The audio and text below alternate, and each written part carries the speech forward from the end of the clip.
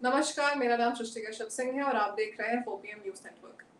हाल ही में election commission ने देश के कई राज्यों में चुनाव की तारीखों की घोषणा कर दी है और इसी के साथ अब आप देखेंगे अपने नेताओं को चुनावी रैलियों में भाषण में भरमार जुमलों की बरसात करते हुए। इसी बीच मैं आपके लिए लेकर आई हूँ कुछ डेटा और फैक्ट्स जो आपकी मदद करेंगे कैसा नेता चुनने में जो आपको गुड गवर्नेंस दे सके। और आज हम बात करेंगे राजस्थान की, और हर बार की तरह मैं अपनी बात की शुरुआत राजस्थान की महिलाओं के साथ ही करूंगी। हाल ही में मुख्यमंत्री अशोक गहलोत ने घोषणा की वहां पे किसी भी हिस्ट्री चार्जशीटर और बलात्कार के आरोपी को सरकारी नौकरी नहीं दी जाएगी। ये अनाउंसमेंट उन्होंने तब किया जब राजस्थान में भिलवाड़ा जिले में 14 वर्ष की बेटी के साथ बलात्कार और उसकी हत्या कर दी गई। तो as a reaction this was a step taken by मुख्यमंत्री अशोक गहलोत। और एक तरफ मध्य प्रदेश में हर 3 घंटे में एक बेटी के साथ बलात्कार होता है, और हाल ही में वहां के दतिया जिले में एक नाबालिग बच्ची के साथ गैंगरेप हुआ। उसमें 4 आरोपी जो थे उसमें से एक आरोपी बीजेपी के स्थानीय नेता, वहां उसका बेटा इन्वॉल्व था। तो ये फर्क है। एक तरफ मुख्यमंत्री प्रोएक्टिव एक्शंस लेते हैं कि कैसे आरोपियों को हम आगे नहीं बढ़ने दें, कैसे हम उनको सजा दिला सके, और दूसरी तरफ कैसे पावर में जो बैठे हुए लोग हैं उनके बच्चे इस घिनौने अपराध को करते हैं। तो ये फर्क आपके सामने है। आपने सुना होगा अभी माननीय मोदी जी को राजस्थान की एक रैली में कैसे वहां की बेटियों के लिए दुख व्यक्त करते हुए एक महान अदाकार की तरह आंसू भी निकले, आवाज में से इमोशंस भी छलके, लेकिन शायद उन्हें रियलिटी नहीं पता।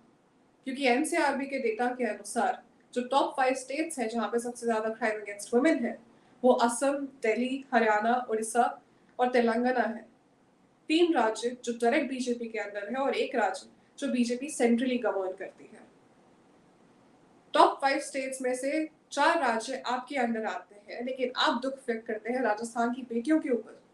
मणिपुर पर तो चुप्पी उनकी हम सबने देख ली, लेकिन संसद में जब वो विवश हो गए मणिपुर पे बोलने के लिए, तब हमने और आपने सुना कैसे मणिपुर की बेटियों की आवाज उठाने के बजाय उसमें भी उन्होंने राजनीति को बीच में लाया, राजस्थान और छत्तीसगढ़ का नाम लेकर। लेकिन डेटा झूठ नहीं बोलता मोदी जी। डेटा कहता है कि जो 5 राज्य बेटियों के लिए असुरक्षित है उसमें से 4 आपके अंडर आता है। तो कृपया ध्यान वहां दें।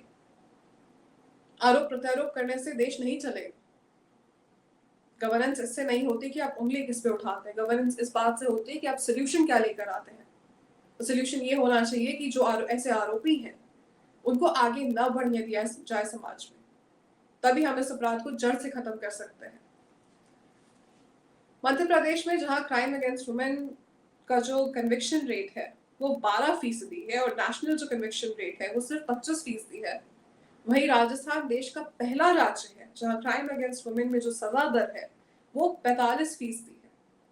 45% महिलाओं को न्याय मिलता है जो भी इस आरोप की, जो भी इस घटिया और घिनौने अपराध की पीड़िता होती है। 45% महिलाओं को न्याय मिलता है राजस्थान में, लेकिन देश में औसतन सिर्फ 25% महिलाओं को। और मध्य प्रदेश में बीजेपी रूल स्टेट जो इलेक्शन को जा रहा है अभी, सिर्फ 12% महिलाओं को मिलता है न्याय।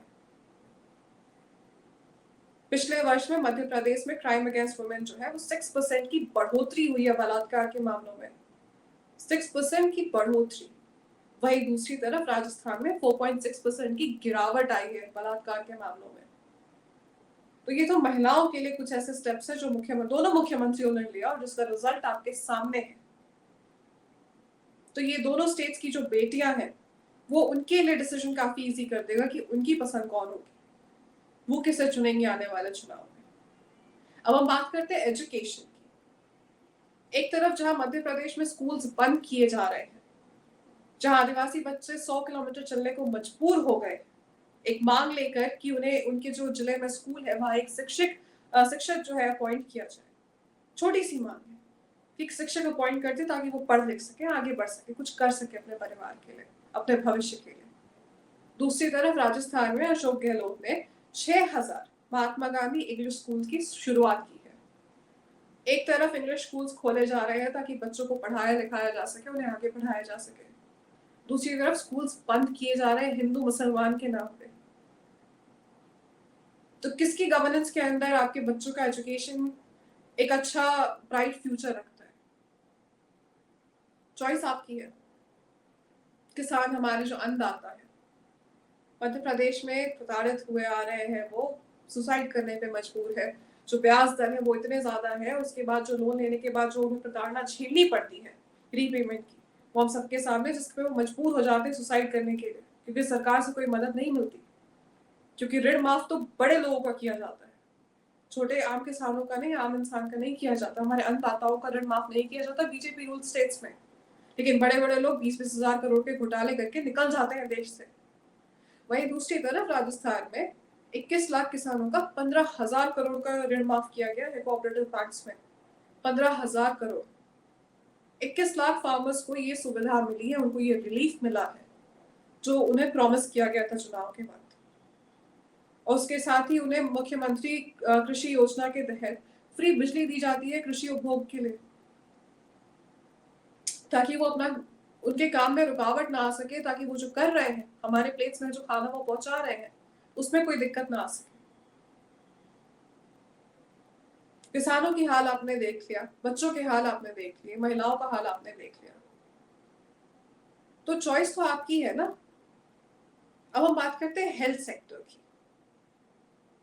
एक तरफ जहां मध्य प्रदेश में एक चुनी हुई सरकार को कोविड के वक्त जनता की स्वास्थ्य सुरक्षा को दरकिनार करते हुए, खतरे में डालते हुए गिराकर फोटोज आ रही थी, पब्लिक में भीड़ जमा करके शिवराज सिंह चौहान की और बीजेपी के नेताओं की, वहीं दूसरी तरफ भिलवाड़ा मॉडल राजस्थान की तारीफ वर्ल्ड हेल्थ ऑर्गेनाइजेशन ने की थी कोविड-19 के कंटामिनेशन, कैसे उन्होंने कंटेन किया था ये आउटब्रेक। भिलवाड़ा मॉडल की जो तारीफ थी वो पूरे विश्व ने सुनी, और एक राज्य में चुनी हुई सरकार गिराकर जनता की हेल्थ को दरकिनार कर खुशियां मनाई जा रही थी, भीड़ इकट्ठा किए जा रहे थे सारे प्रोटोकॉल्स को तोड़कर। तो एक राज्य है जो अभी जिनका जो गवर्नेंस है वो पार्टी कर रही है, जो सेंट्रली आज इस देश को गवर्न कर रही है, वहां पे वो विफल रहे हैं। हमारे किसानों को उन्होंने विफल किया, हमारी बेटियों को उन्होंने फेल किया है, हमारे बच्चों को एजुकेशन सेक्टर में उन्होंने फेल किया है, हमारे किसानों को फेल किया है। और एक राज्य है जिसपे जो ऑपोजिशन रूल स्टेट है, वहां पे आप देख सकते हैं कि हेल्थ मॉडल कैसा है, एजुकेशन मॉडल कैसा है, वुमेन सेफ्टी मॉडल कैसा है, और किसको आगे बढ़ाया जा रहा है। और बात यहीं तक नहीं रुकती है। ओल्ड पेंशन स्कीम जिसकी मांग हर एक इंसान ने की थी जो उसका लाभार्थी था, उसके खिलाफ जो उसके न्यू पेंशन स्कीम जब बीजेपी लेकर आई थी, again one of the failed schemes of BJP, उसके खिलाफ जो आंदोलन किया गया था वो यही मांग थी कि ओल्ड पेंशन को दोबारा बहाल किया जाए, जो कि अशोक गहलोत ने किया राजस्थान में 2022 में। तो लाभ कौन दे सकता है, आपका बेहतर कौन कर सकता है, आपके भविष्य को एक अच्छे भविष्य आपको कौन दे सकता है, that is something that you need to decide for yourself. अच्छी शिक्षा, अच्छी स्वास्थ्य व्यवस्था, आपकी बेटियों की सुरक्षा, ये आपको कौन दे सकता है, ये आपको सोचना पड़ेगा। और यही सोच के साथ आपको जो है अपना डिसीजन लेना पड़ेगा आने वाले चुनाव में कि आप किसे चुनेंगे। वो जो सिर्फ मंदिर मस्जिद दंगे भड़काएं, सांप्रदायिकता को आगे बढ़ाएं, आपको अनएम्प्लॉयड रखें, या वो जो आपके घर में हर एक इंसान को आगे बढ़ाए, बच्चों को, बेटियों को, स्कीम्स के लाभार्थियों को। तो चॉइस आपके हाथ में है आने वाले वक्त में जब आप वोट अपना कास्ट करने जाएंगे। तो जरा सोचिएगा, समझिएगा और अपने वोट को मैटर करने दीजिएगा। शुक्रिया।